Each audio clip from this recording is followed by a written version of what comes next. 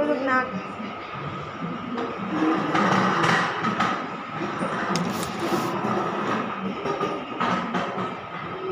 Bagaimana kabarnya hari ini? Baik, Bu. Tidak seperti biasanya kamu datang ke ruangan ini. Ada yang bisa saya bantu?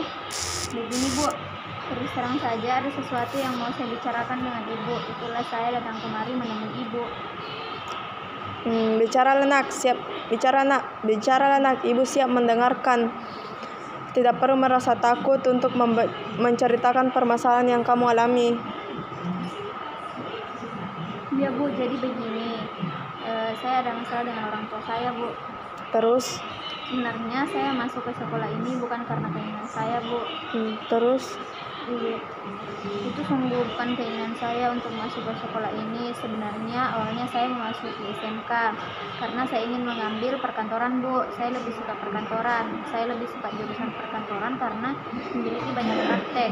Sedangkan di SMA kebanyakan belajar materi dan saya rasa bahwa saya lebih mampu di jurusan perkantoran, Bu. Tapi orang tua saya menyuruh untuk masuk ke SMA. Lebih bagus daripada SMK. Kalau SMK tidak ada waktu saya di rumah untuk bekerja dan belajar karena kebanyakan praktek di luar. Jadi jurusan yang saya ambil di sekolah ini yaitu IPA, tidak sesuai dengan minat saya, Bu. Kalau memang menurut Nak Nuge bahwa itu tidak sesuai dengan minat dan kemampuan yang kamu miliki, mengapa Nak Nuge tetap menuruti permintaan orang tua untuk masuk ke sekolah ini? Saya tidak berani menolak permintaan orang tua saya, Bu. Saya takut ketika saya nekat untuk masuk di SMK, orang tua saya marah dan tidak mau membiayai sekolah saya, Bu. Karena orang tua saya itu orangnya keras, Bu. Dari cerita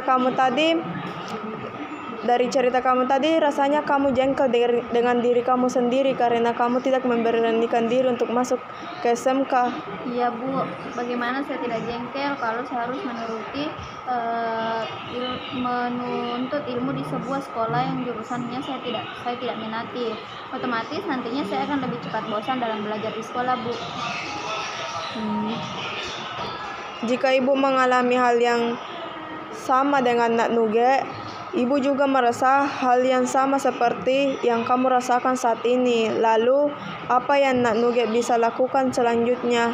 Dengan itulah, Bu, saya datang kemari. Saya ingin meminta bantuan Ibu. Saya ingin berubah, Bu. Berubah bagaimana maksudnya? Saya ingin sekali bisa mengatakan tidak pada orang tua saya. Saya ingin betul-betul mengembangkan minat yang saya inginkan, tapi saya tidak mau membuat orang tua saya marah. Jangan sampai nanti tambah mempengaruhi sekolah saya, Bu. Jadi dapat dikatakan bahwa sebenarnya kamu tidak mau menuruti kemauan orang tua. Kamu ingin mengembangkan minat yang kamu inginkan atau yang kamu impikan. Tetapi di sisi lain kamu juga tidak berani mengatakan penolakan kamu kepada orang tua. Iya, benar, Bu. Coba Ibu pikirkan. Saya selalu menuruti keinginan orang tua saya tanpa saya memikirkan keinginan saya, Bu. Akhirnya membuat saya tidak bisa. Sedangkan saya yang akan menjalaninya nanti. Saya juga memiliki keinginan, Bu. Apakah sebelumnya kamu pernah melakukan penolakan terhadap orang tua? Ibu saya selalu mengatakan bahwa tidak usah membantah, ikuti saja kemauan orang tuamu. Karena kalau kamu nekat bisa jadi nanti kamu tidak bisa melanjutkan sekolah lagi, yang akhirnya membuat saya tidak bisa menolak. Saya hanya terpaksa mengikuti kemauan orang tua saya, Bu. Jadi begini, kita akan mencoba permainan dialog atau kursi kosong. Karena di sini Ibu melihat bahwa saat ini kamu merasakan dua hal yang saling bertentangan, yaitu pikiran untuk ingin mengatakan tidak pada kemauan orang tua kamu dan memiliki pemikiran takut untuk melawan orang tua. Padahal sebenarnya kamu ingin apa, benar itu? Iya, Bu.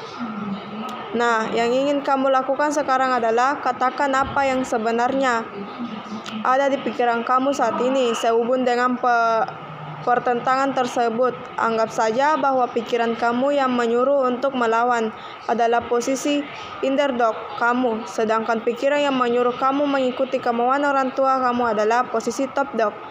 Di sini kita akan tahu pikiran mana yang akan kamu menangkan dari sini.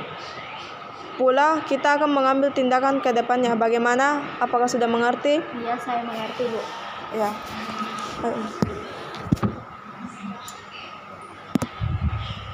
Perlahan posisikan tubuh kamu senyaman mungkin. Kemudian tarik nafas pelan-pelan dari hidung kamu. Keluarkan mulai dari mulut.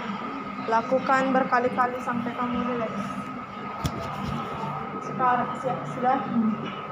Sekarang coba bayangkan apa yang sebenarnya kamu ingin katakan kepada orang tua kamu sehubung dengan keinginan orang tua kamu.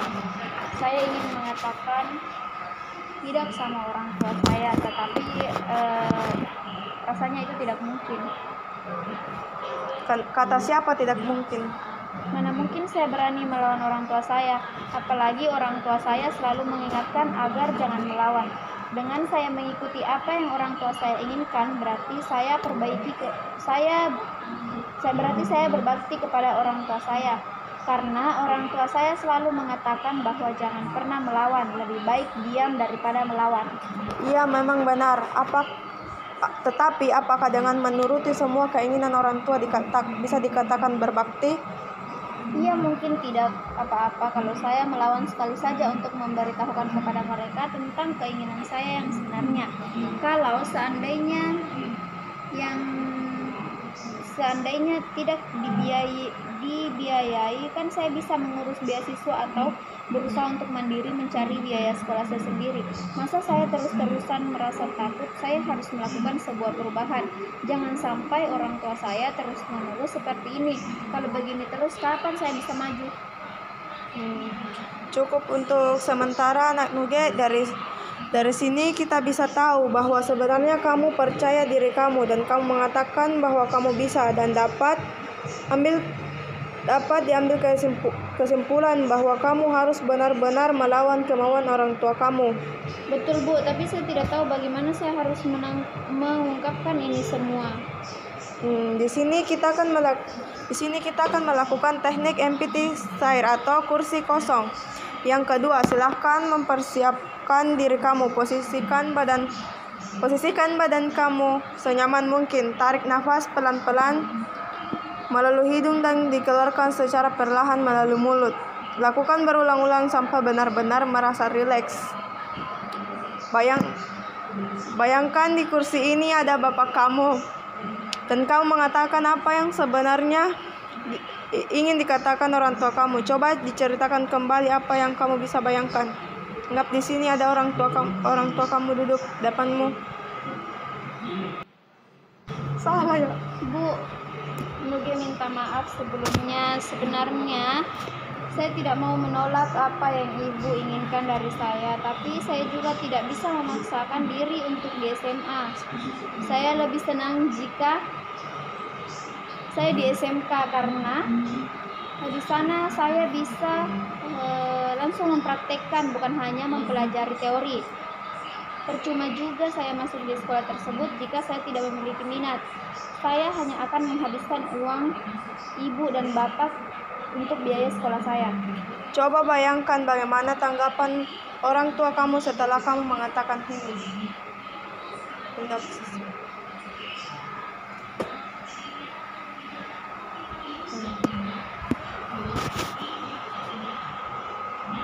Iya, tidak apa-apa. Kenapa kamu tidak mengatakan ketika orang tua mendaftarkan kamu di SMA bahwa kamu lebih senang di SMK?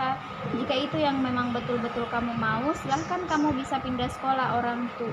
Ibu juga sadar bahwa seharusnya ibu jangan terlalu mengikuti kemauan ibu. Dan yang menjalaninya adalah kamu sendiri. Kamu yang akan merasakan suka dukanya.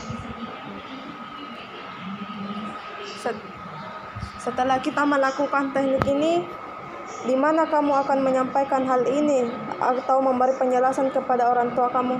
Nanti saya akan mencobanya, Bu, setelah saya sampai di rumah. Setelah proses konseling kita lakukan sejauh ini, bagaimana perasaan kamu? Saya sudah merasa lega, nyaman, tenang, dan bahkan saya memiliki keberanian untuk memberikan penjelasan kepada orang tua saya nanti. Ya, baiklah, semoga pertemuan kita hari ini dapat bermanfaat. Lain kali jika kamu ada waktu yang ada yang mau kamu ceritakan sama ibu atau mau melakukan konseling, silahkan datang menemui ibu. Iya, baiklah. Iya Bu, terima kasih atas bantuannya. Sangat bermanfaat. Saya mau pamit dulu Bu. Assalamualaikum Bu. Iya, sama-sama.